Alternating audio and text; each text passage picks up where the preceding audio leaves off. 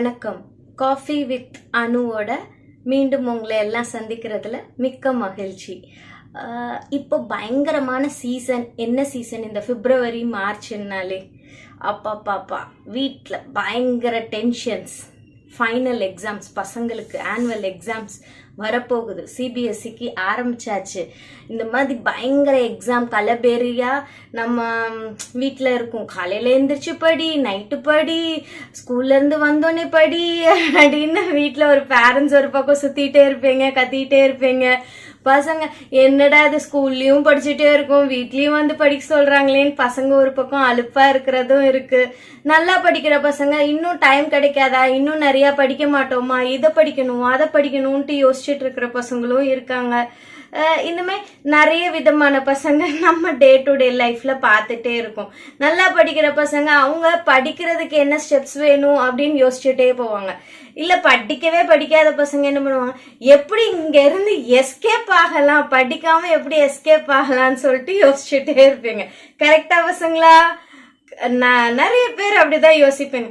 புக்குக்குள்ள போனை வச்சு மறைச்சிட்டு படிக்கிறேன் மாதிரி ஒரு ஆக்ஷன், கதை, ஃப்ரெண்ட்ஸ் கூட சேட் பண்றது, இதெல்லாம் நிறைய நடக்கும். திருட்டுத்தனமா நிறைய பண்ண சுவாரஸ்யமா இருக்கும். திருட்டுத்தனமா பண்றப்போ நமக்கு ரொம்பவே நல்லாதான் இருக்கும்ல. கரெக்ட். ஏன்னா நானும் உங்களை மாதிரி இருந்த ஸ்டேஜ்ல இருந்து தானே வந்திருக்கேன். எப்பவும் படி படின்னு அம்மா சொன்னாங்கன்னா நமக்கு என்ன பிடிக்கவா போகுது? கண்டிப்பா இல்ல, டார்ச்சரா இருக்கிற மாதிரி இருக்கும். ஐயோ எங்க பார்த்தாலும் படி சொல்றாங்களே அப்படின்னு உங்களுக்கே ஒரு ஃப்ரெஷ்வேட் ஆகிற மாதிரி இருக்கும். எல்லாத்துக்கும் இருக்கிறது தான் எனக்கும் இருந்தது. இப்ப எங்க வீட்டுல எங்க பசங்களுக்கும் அதே மாதிரிதான் இருக்கும். நான் படி படின்னு சொல்லிட்டே இருப்பேன். வீட்டுல பசங்க என்ன சொல்லுவாங்க, எப்ப பாரு படின்னு சொல்லாத, எனக்கு டார்ச்சரா இருக்கு அப்படிம்பாங்க. இது என்னோட ப்ரெஷர், அது உங்களோட ப்ரெஷர். இதெல்லாம் நேச்சுரல் லைஃப்ல சேஞ்ச் பண்ண முடியாத விஷயம். கரெக்டா? ஆனா பசங்களுக்கு எக்ஸாம் ஃபியர் இருக்குன்னு நினைக்கிறீங்களா, இல்லைன்னு நினைக்கிறீங்களா? கமெண்ட் பண்ணுங்களேன். உங்க பசங்களுக்கு எக்ஸாம் ஃபியர் இருக்கா இல்லையா அப்படின்னு சொல்லிட்டு கமெண்ட் பண்ணுங்க. தெரிஞ்சுக்கலாம் எத்தனை பேத்துக்கு எக்ஸாம் ஃபியர்ஸ் இருக்கு, இல்ல ஏன் வருது எக்ஸாம் ஃபியர் அப்படின்றதெல்லாம் நம்ம இன்னைக்கு பார்க்கலாம். எதனால எக்ஸாம் ஃபியர்ஸ் வருது? மார்க்குனால மட்டும் எக்ஸாம் ஃபியர் வருதா? மார்க் நிறைய எடுக்கணும்ன்றனால வருதா? அது ஒரு பார்ட். அவ்வளோதான் சொல்லுவேன் நான் எக்ஸாம் ஃபியரை பத்தி. மித்தபடி இந்த சரௌண்டிங்ஸ் அவங்க தான் நமக்கு, நம்ம பசங்களுக்கும் எக்ஸாம் ஃபியரை ரொம்ப ரொம்ப ஹைப்பர்ல தூக்கிட்டு போயிருது. யாரை பார்த்தாலும் எக்ஸாம் வந்துருச்சு, படிக்கலையா படிக்கலையா அப்படின்னு கேட்பாங்க. ஐயோ ஏன்டா இவங்களெல்லாம் பார்த்தோன்ற மாதிரி இருக்கும் பசங்களுக்கு. இங்க இருந்து எஸ்கேப் ஆனா போதும் அப்படின்ற மாதிரி இருக்கும் பசங்களுக்கு. கரெக்டா? கண்டிப்பா இருக்குங்க. அவங்கவுங்க வேலை அவங்கவுங்க செஞ்சுட்டு தான் இருக்காங்க, இல்லைன்னு சொல்லல. ஆனா நம்ம எக்ஸ்ட்ராவா அதை பத்தி கேக்குறப்போ பேசுறப்போ அவங்களுக்கு அது தானாவே ஒரு என்ன சொல்றது, ஒரு பயம் உண்டாக ஆரம்பிச்சிருது பசங்களுக்கு. எக்ஸாம்னாலே பயப்படணும்ன்ற மாதிரி கொஞ்சம் பேர் எக்ஸாமா எனக்கு ஃப்ரீ, எனக்கு வேலையே இல்லை அப்படின்ற பசங்களும் இருக்காங்க. நிறைய விதமான பசங்களை நம்ம பார்த்துட்டு தான் இருக்கோம் நம்ம லைஃப்ல. இந்த எக்ஸாம் ஃபியர் இதுக்கு ஒரு சின்ன சின்ன டிப்ஸ் நான் சொல்றேன். இதை ஃபாலோ பண்ணீங்கன்னா கொஞ்சம் அந்த எக்ஸாம் ஃபியர்ல இருந்து நீங்க ரிலீஃப் ஆயிடலாம். பிளஸ் சண்டைக்கோழி படத்துல விஷால் சொல்லுவான் பாத்தீங்களா, எக்ஸாமுக்கு ஃப்ரீயா இருக்கணும், படிக்க வேணாம் அப்படின்லாம் சொல்லுவாங்க. கடைசியில அதே மூவிலேயே நெக்ஸ்ட் சீன் என்ன வரும், நல்லா படிக்கிற பசங்களுக்கு தான் இது செட் ஆகும், உன்ன மாதிரி கடைசி படிக்கிற பசங்களுக்கு இது செட் ஆகாது அப்படின்னு சொல்லிட்டு அதே படத்துல விஷால் சொல்லி முடிச்சிருவான் அந்த டயலாக்க. இது நிஜமாவும் அதேதான். நல்லா படிச்சாட்டா பாதி டென்ஷன் குறைஞ்சிருச்சு. படிக்கவே இல்லைனாலும் அவங்களுக்கு எக்ஸாம் பயம் வராது. இந்த அரைகுறையா படிச்சிருப்பாங்க, கொஞ்சம் படிச்சு கொஞ்சம் படிக்காம அப்படி இருக்கிற பசங்க ரொம்ப ரொம்ப பயப்படுவாங்க. நான் படிச்ச கொஸ்டின் மட்டும் தான் வரணும், வேற எதுவும் வரக்கூடாது. நிறைய பெரிய லிஸ்ட் ஆஃப் ஆப்ளிகேஷன்ஸை யார்கிட்ட கொடுப்போம்? நம்ம சாமி கிட்ட தான் கொடுப்போம். என்ன வேணா சாமி கொஸ்டின் பேப்பர்ல எல்லா ஆன்சரும் எனக்கு தெரிஞ்ச ஆன்சர் கொஸ்டின்ஸா இருக்கணும், எல்லாத்துக்கும் எனக்கு ஆன்சர் தெரியணும், ஈஸியா இருக்கணும், பக்கத்துல பார்த்து எழுதுறதுக்கு எனக்கு ஒரு ஆள் செட் பண்ணி கொடு அப்படின்னு கேக்குற மாதிரி பசங்களும் இருக்காங்க. சில நல்லா படிக்கிற பசங்க என்ன பண்ணுவாங்க, கரெக்டான டைம்குள்ள எழுதணும் அப்படின்னு கேட்குற பசங்களும் இருப்பாங்க. சில பேர் படிக்கவே மாட்டாங்க. ஆனா என்ன கேட்பாங்க, சாமி கிட்ட என்ன வேண்டுவாங்க, நல்ல மார்க் எடுக்கணும், நான் தான் நிறைய மார்க் எடுக்கணும் அப்படின்னு வேண்டுவாங்க. இது பாசிபிள் நினைக்கிறீங்களா? கண்டிப்பா இல்லை, இது பாசிபிள் கிடையாது. எல்லாத்துக்குமே தெரியும். சாமி கிட்ட எதுக்கு நம்ம வேண்டுறோம்? எல்லாமே நமக்கு அவர் செஞ்சு கொடுத்துருவாரா? அப்படி கிடையாது. நம்ம சாமி கிட்ட ஒரு பிரார்த்தனை வைக்கிறோம் அப்படின்னா நம்மளோட விஷ், நம்ம விஷ் என்ன அப்படின்றது யார்கிட்டயா சொல்றப்பதான் அது கரெக்டா இல்லையான்றதே நமக்கு தெரியும். அந்த விஷ் ஒருத்தவங்க கிட்ட சொல்றோம் அப்படின்னா அவங்க நமக்கு பயங்கர ஒரு பவர்ஃபுல் நம்புறவங்களா இருக்கணும். அது அம்மா அப்பாக்கு அடுத்து நமக்கு கடவுள் தான் மெயினா இருக்கு. ஸோ தயவு செய்து எல்லா பசங்களும் டெய்லி சாமி கும்பிடுங்க. சாமி கும்பிடுறதுனால மார்க் வரும்னு நினைக்கிறேன், அப்படி நான் சொல்லல. அப்படி நம்ம ப்ரேயருக்குள்ள போறப்போ நம்ம மைண்டு ஒரே ஒரு கான்சென்ட்ரேஷனுக்குள்ள போகும். இன்னைக்கு நான் நல்ல எக்ஸாம் எழுதணும், நல்ல மார்க்ஸ் ஸ்கோர் பண்ணணும் அப்படின்ற ஒரு கான்சென்ட்ரேஷன், ஒரு ஃபோக்கஸ்குள்ள போகும்.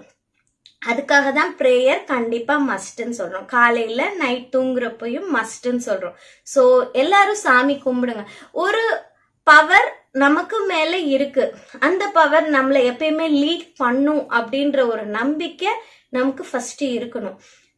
என்ன ஆனாலும் சரி கடவுள் பார்த்துக்குவாரு அப்படின்ற ஒரு ஹோப் நமக்கு இருக்கணும். ஏன் அப்படி சொல்றேன் அப்படின்னா, நமக்கு மார்க்ஸ் அவர் எதுவும் கொடுக்க போறது இல்லை, பட் நம்ம மைண்டை ஸ்டெடி பண்ணலாம். ரொம்ப பயத்துல இருந்து நம்ம தைரியமா இருக்கலாம். பெரிய கன்ஃபியூஷன்ஸ் இல்லாம நம்ம எக்ஸாம் எழுதலாம். நம்ம எழுதுறப்போ எந்த விதமான பிரச்சனை நடுவுல இடையூறுகள் வராம இருக்கிறதுக்கு கடவுள் கண்டிப்பா ஹெல்ப் பண்ணுவார். நான் இதுல ஒரே ஒரு இது கண்டிப்பா சொல்லுவேன், ஹார்ட் ஒர்க்ஸ் நெவர் ஃபெயில்ஸ்ம்பாங்க. இது கண்டிப்பா நிஜங்க. எங்கெல்லாம் நம்ம ஹார்ட் ஒர்க் போடுறோமோ அங்க கண்டிப்பா ரிசல்ட் கிடைக்கும். இது ஃபர்ஸ்ட் சொல்றேன். கடவுள் கிட்ட வேண்டுங்க, உங்க பிரார்த்தனை பண்ணுங்க. பட் அதுவே தான் உங்களுக்கு மார்க் கொடுக்கும்னு கிடையாது. It's focus. நம்மளோட டென்ஷன்ஸை அது குறைக்கும். ஓகேவா? அடுத்து நல்லா தூங்குங்க. எக்ஸாம்க்கு முதல் நாள் நல்லா தூங்குங்க. அரகுற தூக்கத்தோட போய் எக்ஸாம்ஸ் எழுதாதீங்க. ஃபர்ஸ்ட் எந்திரிச்சு படிக்கிறீங்களா? படிங்க. எவ்வளோ நேரம் வேணா உங்களுக்கு எவ்வளோ முடியுமோ அவ்வளோ படிங்க. படிச்சுட்டு உங்களோட தூக்கம், உங்க பாடி ஸ்ட்ரென்த் அந்த தூக்கத்துல கண்டிப்பா இருக்கு. நீங்க இது வரைக்கும் என்னென்ன படிச்சுட்டு இருந்தீங்களோ அதெல்லாம் அந்த தூக்கத்துல ரீகால் ஆயிட்டே இருக்கும் உங்க மைண்டுக்கு. ஸோ அந்த தூக்கம் மஸ்ட். மினிமம் ஒரு 6 hours தூங்கணும். யூஸ்வலி 8 hours அந்த எக்ஸாம் டயத்துல கொஞ்சம் கட் ஷார்ட் பண்ணிட்டு ஒரு 6 to 6.5 hours நம்ம தூங்கணும் எக்ஸாமுக்கு முதல் நாள். இது செகண்ட். அடுத்து ஃபுட்டு அன்னைக்கு பிரேக்ஃபாஸ்ட் கண்டிப்பா நம்ம சாப்பிட்டுட்டு தான் போகணும். ரொம்ப ட்ரௌசியா இருக்கும் சாப்பிடாம போனா. இல்ல சாப்பிடாம போனாலே நமக்கு பாடி டென்ஷன் ஆகும். ஸோ ஆட்டோமேட்டிக்கா எக்ஸாம் கொஸ்டின் பேப்பரை பார்க்குறப்போ நமக்கு ஒரு டென்ஷன் கிரியேட் ஆகும். அதை அவாய்ட் பண்றதுக்கு நம்ம பிரேக்ஃபாஸ்ட் நல்லா சாப்பிடணும். நல்லா சாப்பிடணுன்றதுக்காக ஹெவியா பொங்கலை சாப்பிட்டுட்டு பூரியை சாப்பிட்டுட்டு போறது கிடையாது. மைல்டா சாப்பிடணும். பாடிக்கு எந்த ஹார்மும் இல்லாத மாதிரி மைல்டான ஃபுட்டு சாப்பிடணும். வாட்டர் நல்லா எடுத்துக்கோங்க. நான் ஒவ்வொரு இதுலயும் அதே தான் சொல்லுவேன், தண்ணி நல்லா குடிங்கன்னு. பிகாஸ் டீஹைட்ரேட் ஆகாம இருக்கிறதுக்காக நம்ம தண்ணி குடிக்கிறதுனால மைண்டு எப்பயுமே ஃப்ரெஷ்ஷா இருக்கும். ஸோ தண்ணி நல்லா குடிங்க. அதுக்காக எக்ஸாம் போறதுக்கு முன்னாடி ஒரு பாட்டில் தண்ணிய குடிச்சிட்டு போய் உட்காராதீங்க. அப்புறம் அது யூரினா வந்துட்டு இருக்கும், அது பெரிய பிரச்சனையாயிரும். ஸோ எவ்வளோ குடிக்கணுமோ அவ்வளோ வாட்டர் குடிங்க. இந்த 3 முக்கியமானது. ஓகேவா? எக்ஸாம்க்கு போறதுக்கு மார்னிங் இதெல்லாம் நம்ம ரெகுலேட் பண்ணிக்கணும். எக்ஸாம்க்கு முதல் நாள் அதுக்கும் அந்த 1 week எப்படி இருக்கணும்? நம்ம படிக்கிற வரைக்கும் ஃபுல்லா படிச்சிருப்போம். அந்த 1 year என்னென்ன படிக்கணுமோ அது எல்லாத்தையும் படிச்சிருப்போம். அது எல்லாத்தையும் அகெயின் ரீகால் பண்ணுங்க. புதுசா அங்கதான் போய் நோண்டி படிக்கணும்னு இல்லை. படிச்சத நல்லா தெளிவா படிங்க. படிச்சதை நல்லா ரீகால் பண்ணுங்க. என்ன நம்ம படிச்சிருக்கோமோ அதை நல்லா ரீகால் பண்ணுங்க. அதே மாதிரி இந்த டயத்துல டிவி பாக்குறது, மொபைல் நிறைய சவுண்ட்ஸ் வர்ற மாதிரி, கேம்ஸ் வர்ற மாதிரி எல்லாம் விளையாடுறதோ பாக்குறதையோ அவாய்ட் பண்ணுங்க. இது ஏன் அப்படின்னா நம்மளோட இன்னர் பிரெயினை வந்து இதை அஃபெக்ட் பண்ணும். நமக்கு தெரியாது, அந்த மினிட் நமக்கு ரிலாக்ஸா இருக்கிற மாதிரி இருக்கும். பட் அந்த சவுண்ட் இருக்கு பாத்தீங்களா, அந்த ஹெவி பீட் சவுண்ட், அந்த கேம் விளையாடுறப்போ ஒரு வேகம், மோஷன் நம்ம கிட்ட இருக்கும். அது வந்து எப்படி அஃபெக்ட் ஆகும் பிரெயின்ல அப்படின்னா, அதுவே தான் உள்ள மெமரியில ஃபர்ஸ்ட் ஸ்டோர் ஆயிரும். நம்ம படிச்சதெல்லாம் அகைன் உள்ள போயிரும். படிச்சது மறக்காது கிடையாது, உள்ள போயிரும். ஸோ ஃபர்ஸ்ட் நமக்கு வர்றது அந்த சவுண்ட்ஸ், அந்த லைட்டிங்ஸ், அந்த மோஷன்ஸ், இதெல்லாம் தான் நமக்கு ரிஃப்ளெக்ட் ஆயிட்டே இருக்கும். ஸோ இதெல்லாம் கொஞ்சம் பாக்குறத அவாய்ட் பண்ணிருங்க அந்த டயத்துல. அகெயின் எக்ஸாமுக்கு முன்ன நம்ம என்னென்ன பண்ணணும் அப்படின்னு சொல்றப்போ இது ரெண்டுன்னு நான் சொன்னேன். இன்னொன்னு வந்து நிறைய புக்ஸ் ரெஃபர் பண்றேன்ற பேர்ல குழப்பிக்காதீங்க. உங்களுக்கு என்ன கண்டென்ட் இருக்கோ, உங்க சிலபஸ் பேஸ்ல என்ன படிக்கணுமோ அதை படிங்க. நம்ம பெரிய பெரிய காலேஜஸ்ல, பெரிய பெரிய ஐடி ஃபீல்ட்ல எல்லாம் இப்போ நம்ம வேலை பார்க்கவும் இல்லை, நம்ம அங்க படிக்கவும் இல்லை. இப்போ ஒரு ஸ்கூல் ஸ்டேஜ், இதுல ரொம்ப ஓவரா நிறைய கொஸ்டின்ஸ் வெளியில இருந்து வராது. ஆல்மோஸ்ட் நம்ம புக் சிலபஸ் கூட தான் மிங்கிளாய் வரும். ஸோ நம்ம புக் சிலபஸை நல்லா கான்சென்ட்ரேட் பண்ணி படிச்சாலே போதும். நான் இதை ரெஃபர் பண்றேன், அதை ரெஃபர் பண்றேன், புதுசா நிறைய படிக்கணும்னு அவசியம் இல்லை. புக்ஸ்ல என்ன இருக்கோ அதை தெளிவா படிச்சுட்டு போனாலே போதும். 1 மார்க்ஸ் எழுதுறப்போ நிறைய பிராக்டிஸ் வேணும் 1 மார்க்ஸுக்கு மட்டும். ஏன்னா சாய்ஸ் இருக்கும், இதுவா அதுவா, ஏஆ பிஆ சிஆ டிஆ நிறைய சாய்ஸஸ் இருக்கும். ஸோ அதை அவாய்ட் பண்றதுக்கும் நிறைய படிக்கணும். நிறைய படிக்கணும்ன்றதை விட நிறைய புரிஞ்சுக்கணும் 1 மார்க்ஸுக்கு. இந்த 1 மார்க்கு சின்ன டெக்னிக் என்னன்னா, ஃபர்ஸ்ட் ஒரு கொஸ்டினை ரீட் பண்றோம், அதுக்கு 4 ஆப்ஷன்ஸ் இருக்கு அப்படின்னா ஃபர்ஸ்ட் வேண்டாத ஆப்ஷன் ஜஸ்ட் ரிமூவ் இட்.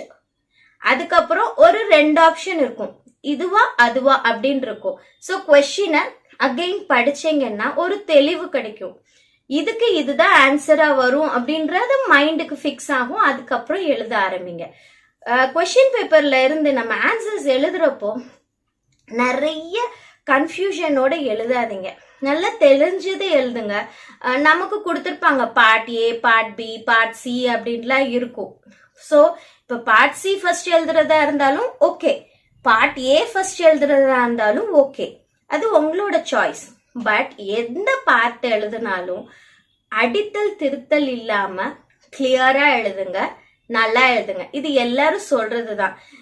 இது வந்து கரெக்ஷன் பண்றவங்களோட மைண்டு டைவர்ட் ஆகும். நீங்க உங்களை அடிச்சு எழுதுறப்போ, இல்ல பார்ட் ஏல ஒரு கொஸ்டின் அட்டன் பண்ணிட்டு பார்ட் சில அகைன் ஒரு கொஸ்டின் அட்டன் பண்ணிட்டு அப்புறம் பார்ட் டில ஒரு கொஸ்டின் அட்டன் பண்ணிட்டு திருப்பி பார்ட் பிக்கு, இந்த மாதிரி ஜம்பிங் வேணாம். பார்ட் ஏன்னா பார்ட் ஏ கம்ப்ளீட் பண்ணிருங்க, பார்ட் பின்னா பார்ட் பியை கம்ப்ளீட் பண்ணிருங்க. ஜம்பிங் பண்ணி எழுதி கரெக்ஷன் பண்றவங்கள ரொம்ப காம்ப்ளிகேட் பண்ணாதீங்க பசங்களா. இதெல்லாம் சின்ன விஷயம் தான். நல்லா ரிலாக்ஸா படிங்க, டென்ஷன் இல்லாம படிங்க, பயம் வேணாம். எக்ஸாம் அப்போ தைரியமா எழுதுங்க. நமக்கு தெரிஞ்சதுதான் நம்ம கிட்ட கேட்பாங்கன்ற ஒரு கான்பிடன்ஸோட போய் எழுதுங்க எக்ஸாம். All the best. எல்லாரும் நல்லா எக்ஸாம் எழுதுங்க. Be happy. Bye bye.